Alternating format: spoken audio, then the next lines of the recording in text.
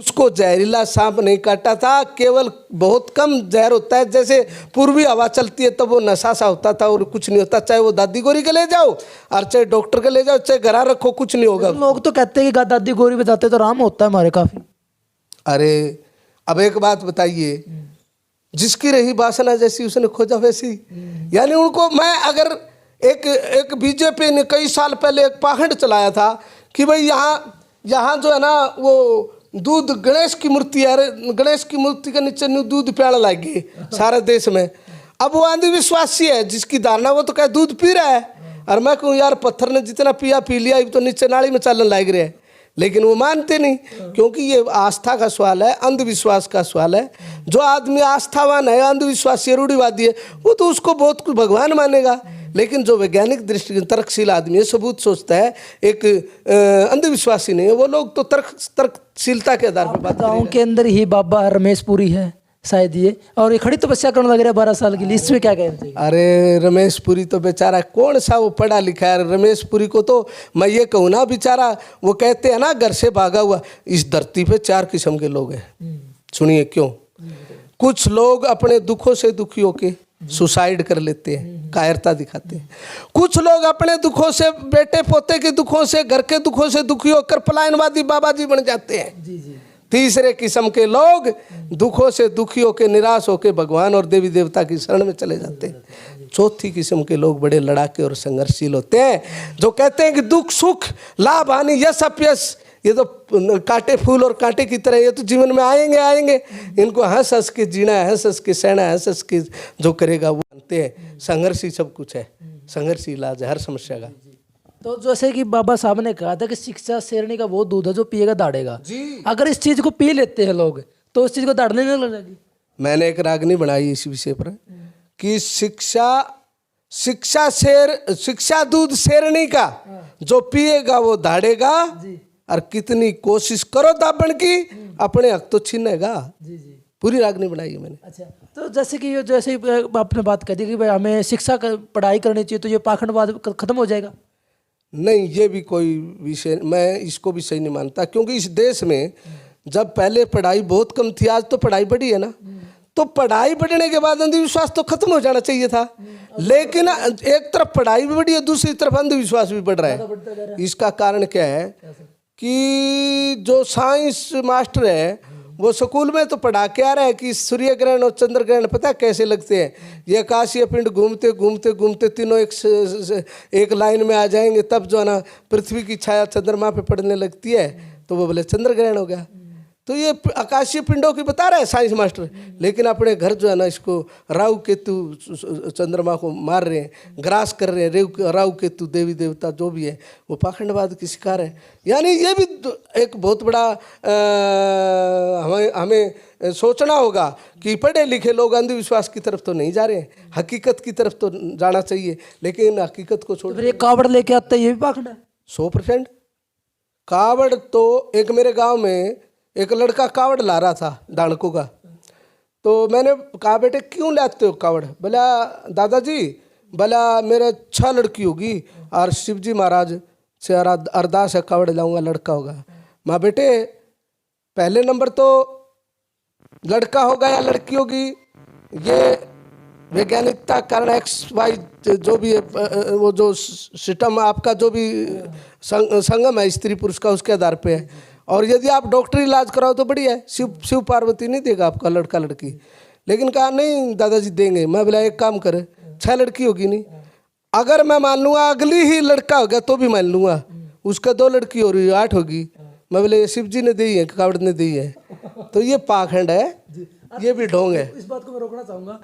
मैं एक वीडियो बना के आया था यहाँ कुंभाखेड़ा के अंदर, एक लड़का खड़ी तपस्या करने लग रहा था, ठीक है, और वो कह रहा था कि मैं गोरखनाथ को बहुत ज़्यादा मानता हूँ, और मैंने उसकी तपस्या करने के बाद मैंने खुद गोरखनाथ ने दर्शन दिए और फिर मेरा लड़का होया। ऐसा आज तक किसी भी साधु संत महात्मा को भगवान एक तरफ तो वो कहते कि अदृश्य है, निर्गुण है, अदृश्य है भगवान, तो दूसरी तरफ कैसे उसने दर्शन शरीर धारण कर लिया। दूसरा, खड़ी तपस्या करना ये शरीर को कठोरता है, दंड देना है, इससे कुछ हासिल नहीं होता। यदि इतना होता तो बौद्ध जी ने इन सभी बातों का, पाखंडवाद का विरोध क्यों किया? उन्होंने बुद्धि जो हासिल हुई वो इसके खिलाफ थे। शारीरिक रूप से शरीर को दंड देना ये तो कुछ नहीं है। इससे क्या भगवान मिल जाएगा या है कोई अस्तित्व? चलो मैं तो मानता ही नहीं, लेकिन जो मानने वाले हैं उनको किसी को मिला है क्या आज तक भगवान? ये बकवास है।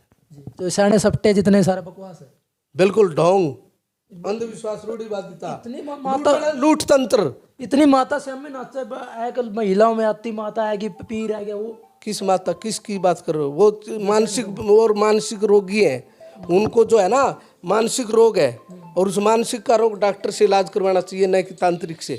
कुछ नहीं है। एक मिनट। हेलो। तो देख भाई आज सारी लगातार सारी बातें का तोड़ निकलता लग रहा है। बट हम भी अपने कमेंट में जरूर बता दे रही, क्योंकि आज जो देशराज मास्टर है ये, क्योंकि एसएससी मास्टर है, इसको सारी चीज़ों को पता होता है और ये सारी बातों को निचोड़ करने लग रहे। जो सियाने नाचा कि मेरे में पीर आ गया, मेरे में माई आएगी, ये चीज़ फिर झूठ कैसे होगी सर? अरे मेरी बात सुनो, यदि तांत्रिक में दम है ना, मुझे नचाओ। अगर तांत्रिक ये कहता है मैं नचा सकता हूँ, मुझे नचाओ, मैं मान जाऊंगा।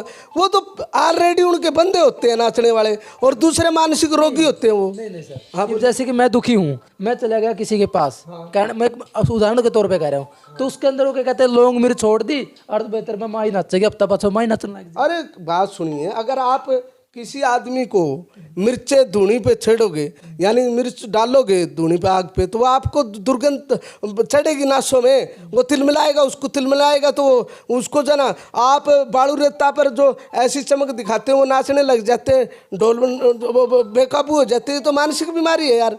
डेरू डारू बजाना तो नचाने लग रही है। ये एक मत अवस्था होती है। एक मिनट में बात कर लूँ क्या? कर लो। हेलो। 5 मिनट बाद कह हाँ जी, आज मैं एक पत्रकार वार्ता में बैठा हूँ, 5 मिनट या 10 मिनट बाद मैं आपसे बात करता हूँ। अरे सर, मैं पत्रकार वार्ता में बैठा हूँ, 10 मिनट बाद मैं आपसे बात करता हूँ सर। 10 मिनट बात कर लूँ? हाँ। तो जैसे कि आप एक गुग्गा मनाते, गुग्गा नौमी मनाते हैं, हाँ, तो उस पे सुनिए, गुग्गा हम छोटे छोटे थे, गुग्गा के डरू बजाते थे, और वो एक लोहे की सांकड़ रखते थे। जब वो पूरा शरीर में होते तो सांकड़ मारते थे। मैं भी सोचता था यार कमाल, ऐसे कैसे होता है? उसका एक कारण है, जो डैरू की धुन होती है और जो राग होती है दारू की, उस डैरू की धुन और राग में इतना मस्त हो जाता है वो आदमी कि उसको अपने शरीर का ज्ञान नहीं रहता है। उसी मस्ती में वो नाचने लग जाता है, और उसी मस्ती के अंदर वो बैल भी मारने लग जाता है। एक्चुअल कुछ ऐसा नहीं होता। अगर जो आदमी नहीं मारता, जो नहीं मानते, तो वहाँ हजारों लोग बैठे होंगे तो 2-4 ही लोग होते हैं जिनको छाया चढ़ती है वो गुग्गे की। इसका मतलब वो लोग मानसिक रूप से पहले ही धोख मार के बैठे हैं, और मानसिक रूप से सोचते हैं मेरे में छाया होगी, और मानसिक रूप से ध्यान देते हैं, तर्ज पे गुनगुना जो भी है उसमें मस्त हो जाते हैं और मस्ती में नाचने लगते हैं। इसके अलावा कुछ नहीं है। यदि ऐसा होता तो सभी क्यों नहीं नाचते? गुग्गे पीर पर जो वहाँ सैकड़ों लोग हैं, मैंने गाँव में देखा है, सैकड़ों लोग तो नहीं नाचते, 2-4 होते हैं, और वो उसके बिल्कुल उनके दिमाग पे वो बिल्कुल परिपूर्ण रूप से उनके प्रति आस्तिक होते हैं, उनके प्रति आस्था होती है, इसलिए वो नाचने लगते हैं। और जो ये इस तरीके से जैसे कि किसी चीज़ की भेंट दे दे हैं, वो दे दे हैं, फिर इसको क्या समझे हम? मूर्खता। अरे भेंट देना, आप एक बात बताओ, आदिम काल से भेंट दी जाती थी। आपको पता है जिसके छेंग हो गए या जो कट ऑफ है उसको बलि दे दी जाती थी। आपको पता हो तो 200-300 साल पहले तो ये भी रिवाज थी कि बड़े बड़े पुल बनाते थे ना लोग, उसमें किसी शूद्र को चिना जाता था उसके अंदर, नींव के अंदर। क्यों? कि भला ये पुल बहुत मजबूत हो जाएगा। शूद्र को चिनते थे, शूद्र की बलि दी जाती थी। क्या है ये? बलि देना, चाहे पशु पक्षी की दो चाहे इंसान की दो, ये तो गलत। आज दे के दिखाओ ना, कानून बन रहे हैं। अरे आज आपने है ना 20-30 साल पहले मदारी के खेल देखे होंगे, भालू बंदरी के देखे होंगे, आपने बंदर बंदरिया के देखे होंगे, आपने सांप नेवले के देखे होंगे। आज है कभी? सजा है उनको, क्योंकि ये भी एक कानून है कि जीव जंतुओं का ऐसे आप बंदी बना कर मुकाबला करवाते हो, लड़ाते हो, उनकी हिस्सा पे उतारू करवाते हो, ये जुल्म है, वो सजा हो जाएगी। समझे? देखो भाई सारी बातें का तोड़ मैं बता दूं, राजस्थान वाली मामला फिर आ जाता हूँ। तो कहने का मतलब ये है कि जो राजस्थान के अंदर जो फिलहाल मामला चल रहा है, ये एक मिली भगत है और एक पाखंडवाद है। बिल्कुल जी। और इसको ऊपर बता दो, क्या कुछ कानून बनना चाहिए और किस तरीके से इसके ऊपर रोकथाम होनी चाहिए? मेरी बात सुनिए, उस जो तांत्रिक है वो बहुत शातिर है, उसको पता है पुलिस ने यहाँ डेरा डाल दिया, अब आपका पाखड़ नहीं चलेगा और भाग जाओ यहाँ से, वो भाग भी रहा है। उस पर कानूनी बहुत बड़ी वो लगती है धारा कि आप लोगों को बेवकूफ़ बना रहे हो, लोगों का शोषण कर रहे हो, मानसिक भी, आर्थिक भी, शारीरिक भी, सभी तरह से आप शोषण कर रहे हो। उस पर बहुत बड़ी धारा लगती है, उसकी जड़ होती है। तो आपका कहने का मतलब ये है कि उसको परिवार का ही कोई आदमी है जो उसको इस चीज़ को इंजाम दे रहा है, जो मार रहा है परिवार वालों को। बिल्कुल, उस तांत्रिक से कोई आदमी मिला हुआ है और वो तांत्रिक उस आदमी से मिलकर ये पाखंड रच रहा है और कहीं ना कहीं मारने में भी उनका हाथ है। ऐसे नहीं मरते कहीं रात को कि बच्चों को मार दिया, किसी को उसकी पोस्टमार्टम होगी तो पता लग जाएगा किन कारणों से मरा है। एक पोस्टमार्टम रिपोर्ट आई, मैं बता देता हूँ। पोस्टमार्टम रिपोर्ट में जो बच्चा था वो दफना दिया गया था, लेकिन वो नॉर्मल बताई गई है। अब बताओ। देखिए, एक बच्चे पे मैं नहीं कह सकता, अगर तीन बच्चों आदमियों की मौत हुई तो तीनों का पोस्टमार्टम करिए कहीं ना कहीं। 14वां दिन हुई है और साथ में आग लगती है घर में। यार एक बात बताइए, यदि हर 14वें दिन तांत्रिक में इतनी ताकत है, मार सकता है, तो यार पाकिस्तान के बॉर्डर पे उसको भेज दो ना, सारे फौजी बुला लो और वो मार देगा पाकिस्तानियों को।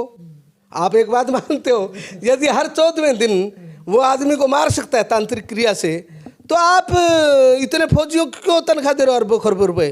फौजियों को घर बुला लीजिए, तांत्रिकों को वहाँ भेज दिए बॉर्डर पे और वो पाकिस्तानियों को मार देगा हर 14वें दिन। क्या है ये? देखो भाई, बहुत लंबी वीडियो होगी है। तो साथियों भाई, देशराज मास्टर जी से बातचीत करिए और इसने जो भी बातें बताई है, इन चीज़ों से आप कितने संतुष्ट हो, क्या कुछ लग रहा है ये सच्चाई है या फिर झूठ है, इसमें कितनी सच्चाई है, आप भी अपने कमेंट बॉक्स में राय जरूर देंगे। और वीडियो जितनी ज़्यादा हो शेयर कर दियो। और जय हिंद, जय भारत। तांत्रिक विद्या पर